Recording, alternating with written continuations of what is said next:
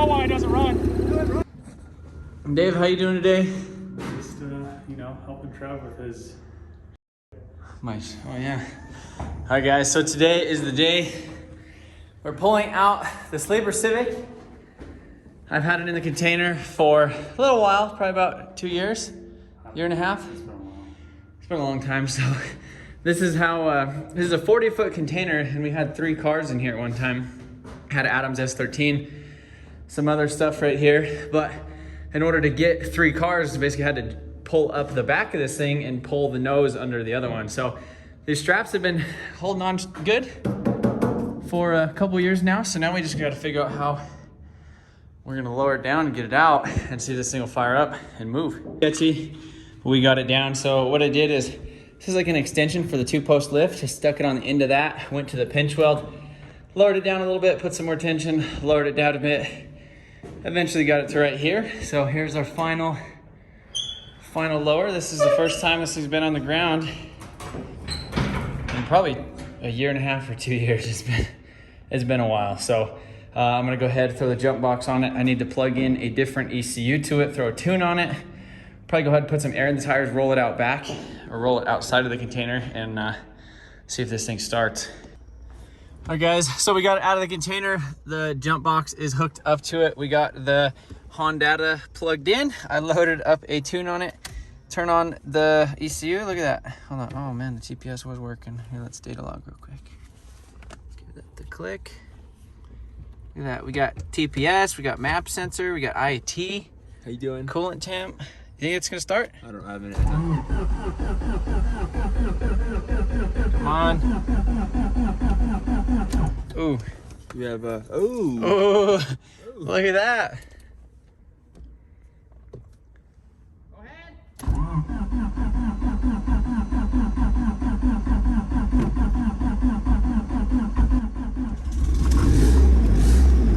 Buddy.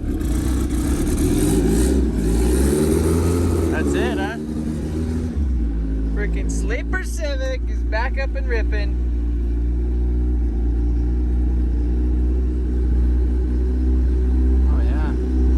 What a majestic creature. Look at him. Just working with that cigarette in his mouth.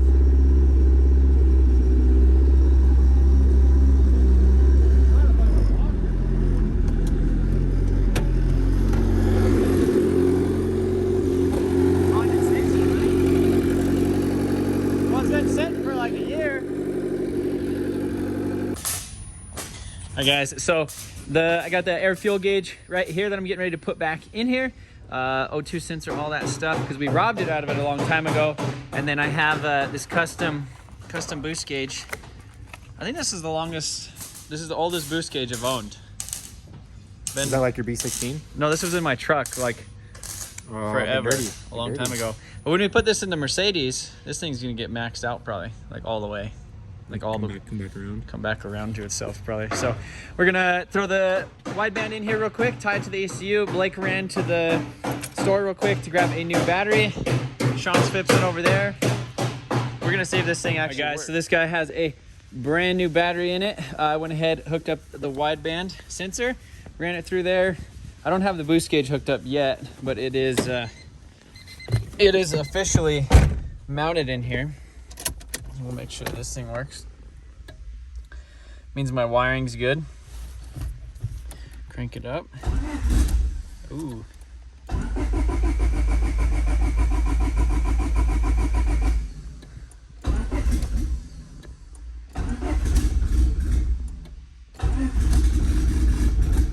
Come on.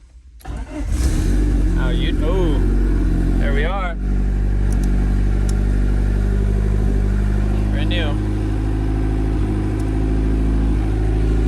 Go play with this thing real quick, make sure the map sensor and everything's reading. We were having a bunch of issues with it last time we had it out where it just wasn't reading. This thing has the shortest short throw shifter ever. I'm gonna play with some stuff and then we'll go test drive it and see if the ECU fixed it. So last time we drove this thing out, if I could find a video, it literally just went lean, super lean. I two-stepped it in a parking lot and then it never ran the same since. And we've checked the timing, we've checked the compression, checked the valve lash. We've literally checked everything. Whoever owned this car before, I think they, let me know what you guys think that is. That's some sort of flower. Some sort of flower. This is 100% throttle. It's like no boost.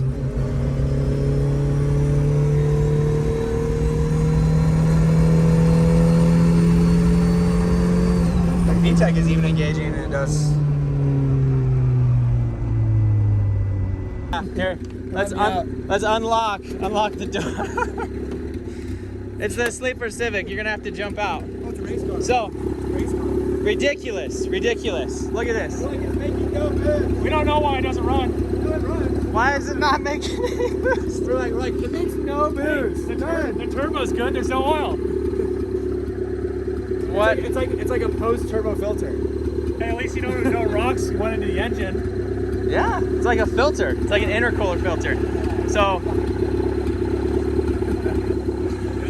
I literally just got off the phone with Brent from PFI Speed, and I was like, hey, why is this thing not doing that? He's like, well, is there like an intercooler? Is there like a rag in the intercooler or anything like that? Look at that. So I don't know when that rag made its way into the intercooler. But like I said, I was just on the phone with Brent, and he was like, was there like a rag or something stuck in the intercooler? Because I was like, it seems like you give it 100% throttle, it gives you like 5%. And then I was like, it feels like it doesn't make any like it still has a vacuum on it. He's like, well, there has to be a restriction on it. He's like, is there like a rag in the intercooler or something like that? So then we freaking pulled the intercooler off. There it was. The rag just sitting right in there. So now, I guess let's go rip it. These injectors are 850cc injectors, so we'll kind of keep it on the low as far as boost wise, but we should be able to roll into it and it actually makes some power now. Do you have it on a controller or just on spring? All right, I think we're back.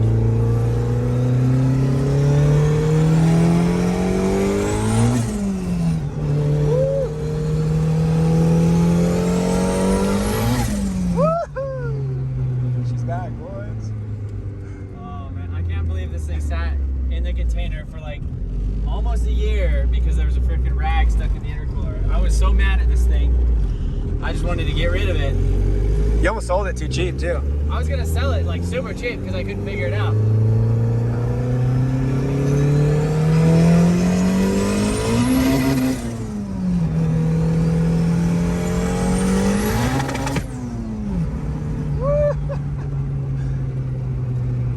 Four homies deep.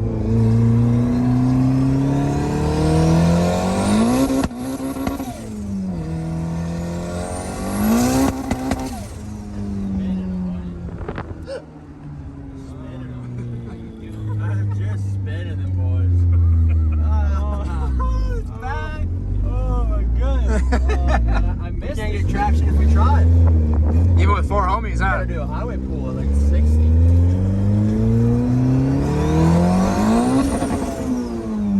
Buddy, Chevy shifts are back. I was trying.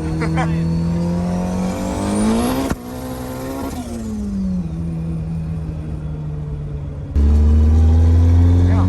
What should we do with this thing now? Give it away.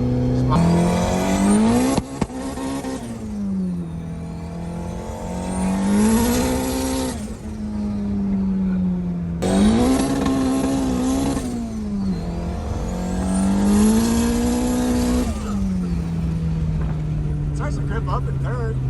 Yeah. Third gear.